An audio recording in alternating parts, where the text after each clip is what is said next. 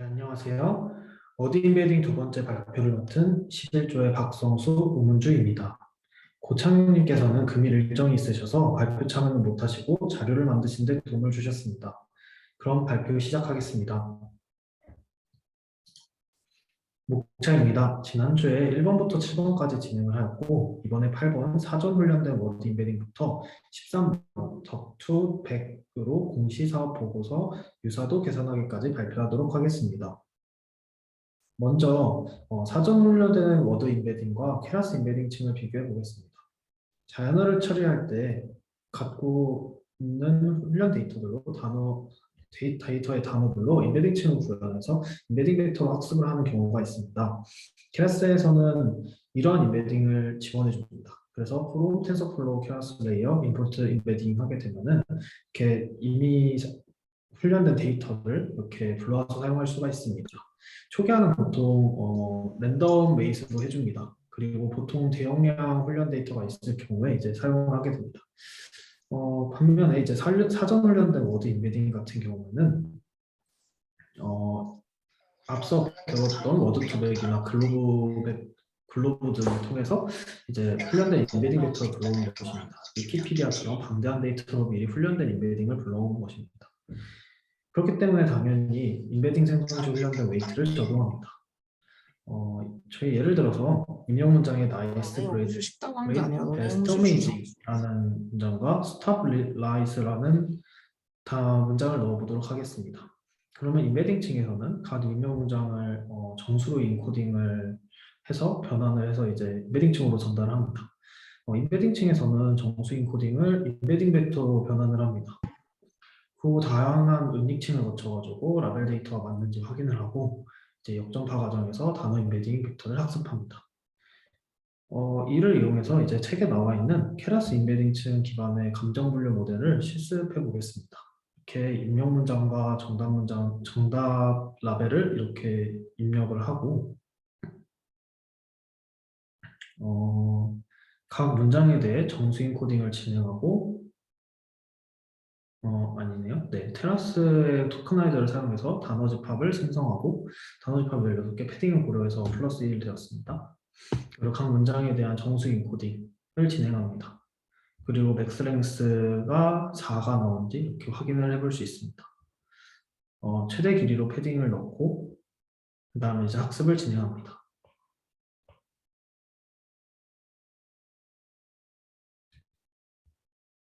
예, 그리고 이제 사전 훈련된 워드 임베딩은 다운로드 및 압축 해제를 하고 그리고 임베딩 벡터 값을 불러온 다음에 단어의 집합의 크기와 사전 학습 워드 임베딩의 차원의 수만큼 열을 가지는 0 행렬을 생성합니다.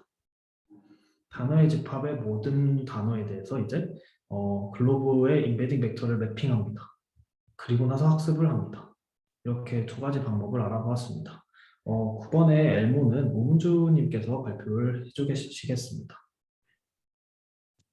네, 엘모 부분의 발표를 맡은 오문주입니다. 엘모는 Embeddings from Language Model을 줄여서 부르는 말인데요. 여러분들 세서미 스트리트 아시나요? 여기 나오는 이 빨간 친구의 이름이기도 한데요. 이 직역을 하면 언어 모델로 하는 임베딩입니다.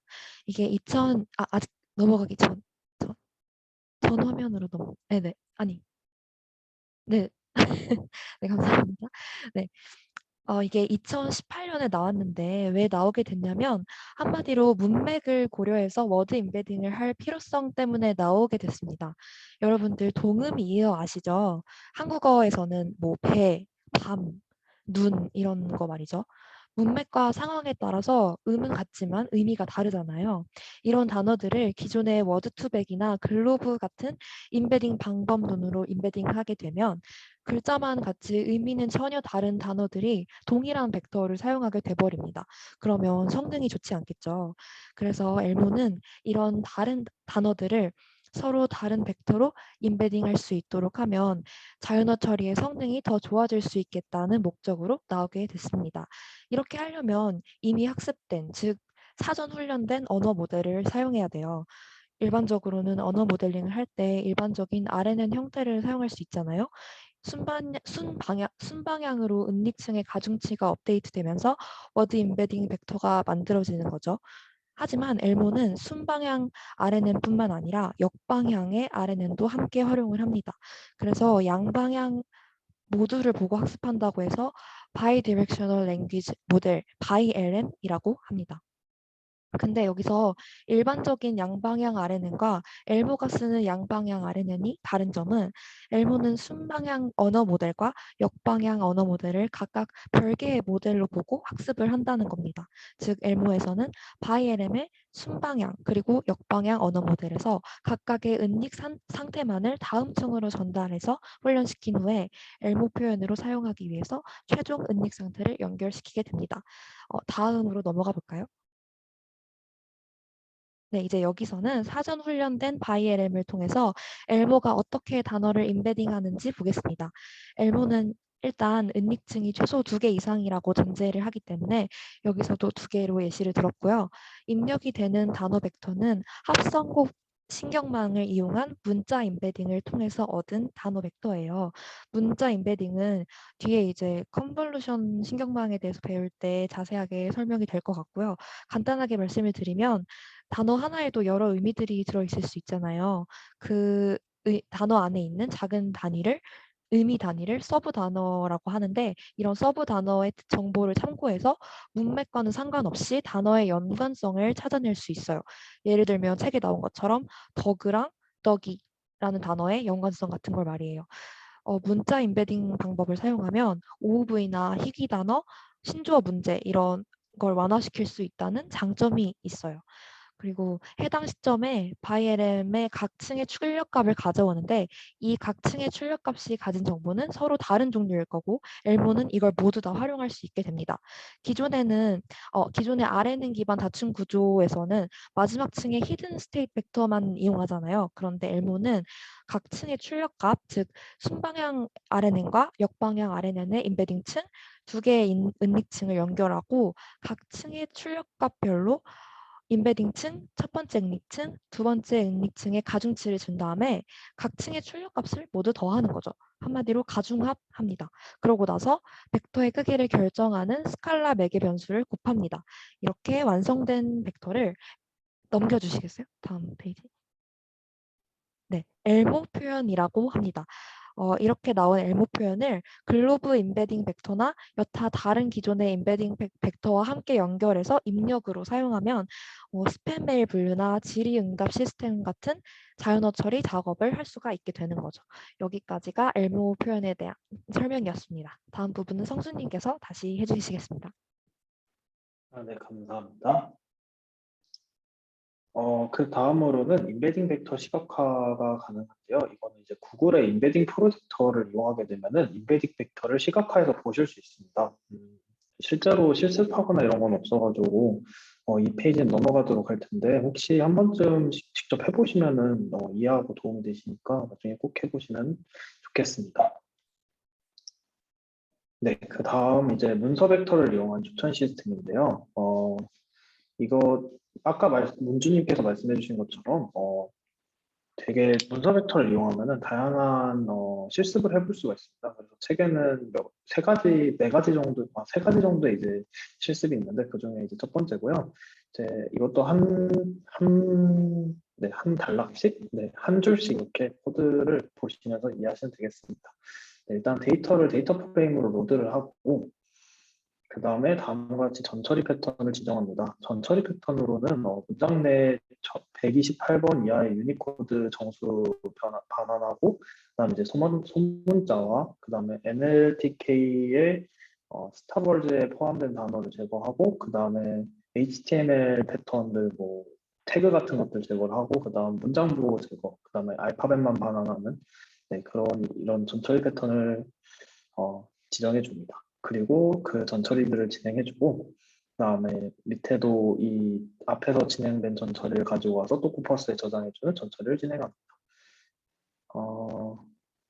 그다음에 이제 사전 훈련된 워드 투백을 로드를 해서 초기의 단어 벡터 값으로 사용을 합니다.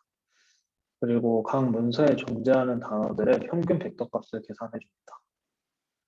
그러고 나면 이제 추천 시스템을 구현할 수 있습니다. 책의 제목을 입력해서 해당 제목의 인덱스를 리턴받아서 IDX에 저장한 후 입력된 책과 줄거리가 유사한 책을 5개를 선정합니다. 가장 유사한 책 5건의 인덱스를 보실 수 있고 그 다음에 전체 데이터 프레임에서 해당 인덱스의 행만 추출해서 5개 행을 가져가서 그다음에 순차적으로 이미지를 출력해서 오른쪽에처럼 이렇게 보여줄 수 있게 됩니다. 네. 그 다음으로는 워드 임베딩의 평균을 가지고 하는 이렇게 실습을 진행하는데요. 일단은 워드 임베딩이 잘 된 상황에서 단어 벡터들의 이제 평균만으로도 텍스트 분류가 가능하다는 그런 실습이었습니다. 그래서 IMDb에서 데이터를 불러오고 IMDb 영화 리뷰 데이터를 이렇게 긍정은 1, 부정은 0으로 해가지고 트레인하고 테스트 데이터셋은 25,000, 25,000개 해가지고 불러옵니다. 이걸 개수를 좀 맞춰서 진행을 했는데요. 책에서는 보통 테스트가 이렇게만 똑같지는 않는 걸로 알고 있는데 그렇게 진행을 했습니다. 그렇게 데이터 샘플 확인해보고 그 다음에 이제 데이터 길이도 제가 확인해 줍니다. 근데 이제 평균 길이보다 더 긴 400으로 패딩을 주는데요. 문장의 길이를 맞춰야 되기 때문에 패딩을 이렇게 준 것으로 볼 수 있습니다. 네, 이제 모델을 설계하는 부분인데요. 모델은 이제 앞서 말씀드렸다시피 모든 단어 벡터의 평균을 구하는 방식입니다.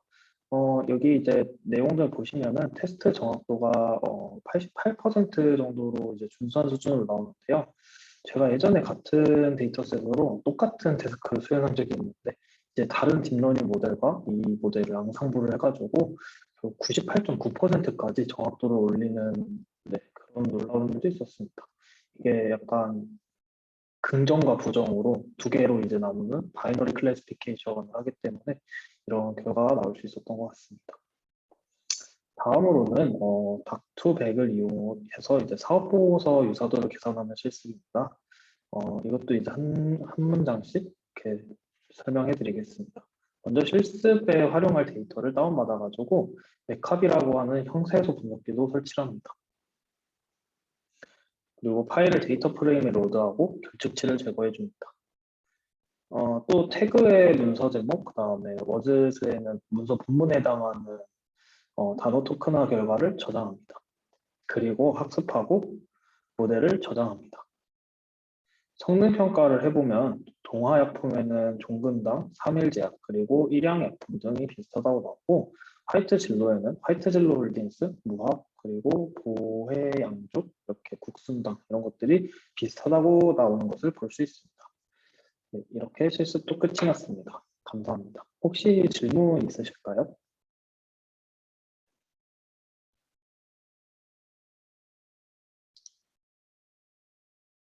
네, 어떤 질문 있으시죠?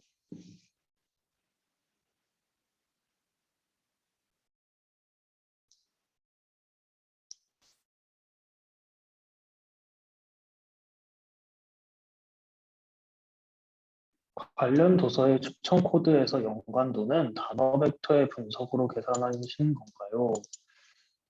네, 이전 거 돌아가 보겠습니다. 네, 이 문서 벡터를 이용해서 추천한 시스템인데 단어 벡터들 간의 이제 평균 벡터의 평균을 구해가지고 그 평균 값으로 이제 추천을 해줍니다. 여기에는 그 시각화가 없는데요. 여기 보시면은 이제 인베딩 시각화를 보시면은 여기에 이제 맨하고 뭐 우먼, 걸, 가이스, 보이 이런 식으로 벡터가 시각화돼서 보이는 것을 알 수 있습니다. 그래서 여기서 가장 거리가 가까운 걸 이제 유사도가 가깝다고 하는 거고 그런 방식을 통해 가지고 이제 유사한 애들을 이렇게 추천해 주는 걸로 알고 있습니다. 혹시 더 궁금하신 거 있으실까요? 답변이 됐을까요? 아, 네, 알겠습니다.